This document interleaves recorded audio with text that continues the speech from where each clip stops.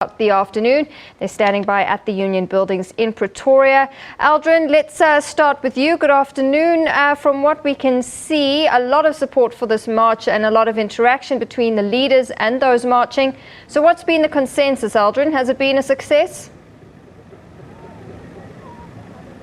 Well, it definitely seems to be a success for the ANC, considering that thousands of ANC members and supporters gathered here outside the Union Buildings on the lawns here of the Union Buildings, and really that resounding echoing call around stop racism, racism not in my name. Right now I'm joined by the ANC's head of campaigning as well as elections, Nomvula Mokonyane. Thank you so much, Minister, for joining us. I'd like to start with you on a personal note.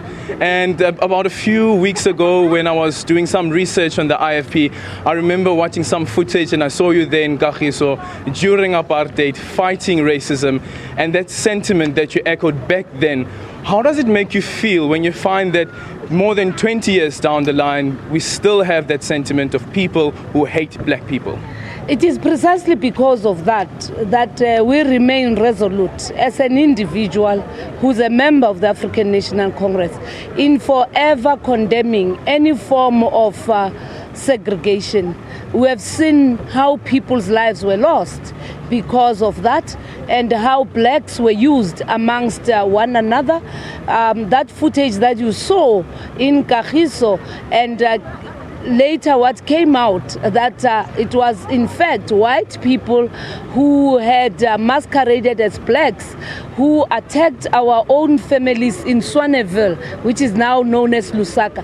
We cannot run away when apartheid tendencies try to rear their heads, and hence we continue to say we are here as peace-loving South Africans who want to say not in our name. We know there are good men and women across racial lines, and the issue of color must never be something that we can identify with. Something that the Secretary General mentioned yesterday during the briefing ahead of this march was an issue around ruptures, and he said that he's not surprised at the reaction that some people are giving to these racist attacks and so forth. What's your take on this? And I ask you this question based on what the President said last year during the reconciliation keynote address as well, calling on South Africans to tell their story and tell the story of the pain that they still carry. Many of us, and what is said is an assumption that it is only those who have dominated over a majority who have a pain. Many of us are carrying a pain. I'm standing here. I still have to know who had actually bombed my home twice. I still want to know who were those people who were attempting to kidnap me, because at least what we know is that some of those people were part of the South African Defence Force. And what we did in the spirit of reconciliation that was called by President Mandela, we said, let it start with us, to show that we are quite determined to persuade reconciliation, nation building, non-sexism and non-racialism. And we will never be deterred. What we must really say is that when these ruptures occur, we must immediately be able to distinguish them from our space, but be able to educate everybody. Tell our young people that the challenges we are going through are actually much better than the pain that some of us had gone through. The challenges that they are going through are much better because 23 years ago, you will not stand up and insult a president and go to bed and wake up being still fine. Some of us, with this kind of a march, we knew that we were going to be arrested. But today, our democracy gives us that opportunity. The ANC, that was part of the negotiations, embraced an inclusive approach as it is enshrined in the preamble of the Constitution, because that is what is enshrined in the Freedom Charter. South Africa belongs to all those who live in it. All are equal before the law.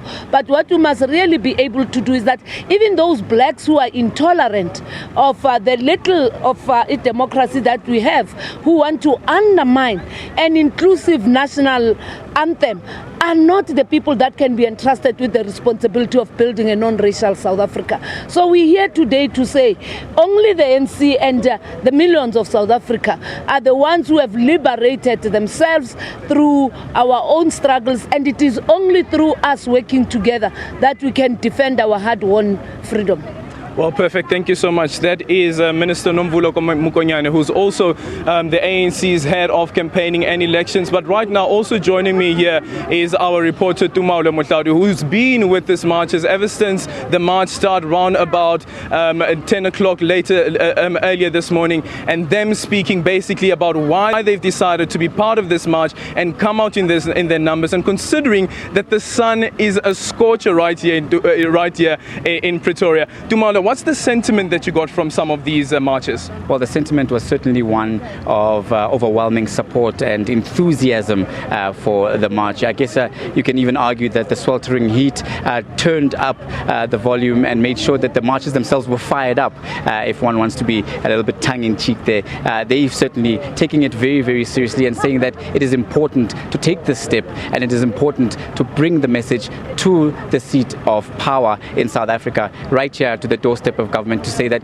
enough is enough. Racism is not something that needs to be tolerated in South Africa. Many of them coming from right across the country, numerous provinces, including Limpopo, including Mpumalanga, some being bussed as far as the Free State and KZN, but saying that they could not miss the march because it is very important. Many are saying that South Africa has moved on, and they do feel that the black majority in many instances is still the good neighbor, in the sense that people are still going about with a reconciliatory effort and or in reconciliatory attitude, whereas it seems that there are pockets, and again I say pockets of racist tendencies coming out from those who were previously advantaged and who were part of the white minority. These are some of the words that were shared to me by the marchers.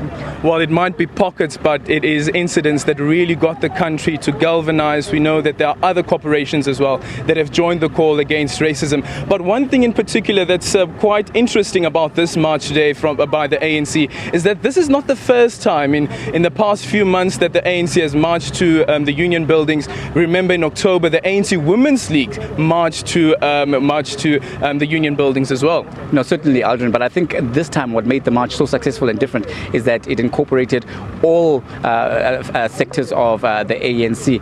The ANC often referred to as a broad church, along with, of course, the tripartite alliance. This means that, of course, the Women's League was represented, the ANC Youth League was represented, as well as members of the MKMVA. So you saw that it wasn't necessarily the traditional core mother body, but also its various wings, if I can use that adage, coming out in their numbers and making sure that they spoke in one voice. Every Voxie, by Voxie I mean everyone I spoke to, certainly spoke in the same tone, almost reiterating the same message that South Africa is a non-racial society. It's got no place for racists, and they are looking forward to the unity that built the Rainbow Nation. This is what people are saying. But talking about unity, there is time for them. They feel that it's time to put the foot down and stamp out racism and act against it accordingly.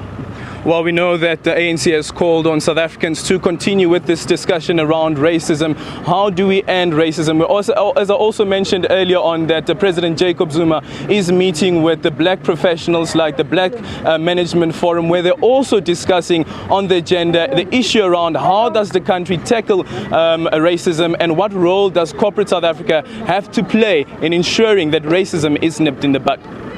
Aldrin, thank you very much. Our reporters Aldrin Sampier and Nomvula Mokonyane live from the Union buildings in Pretoria. They've been covering this anti-racism march for us throughout the afternoon. Thank you very much to them.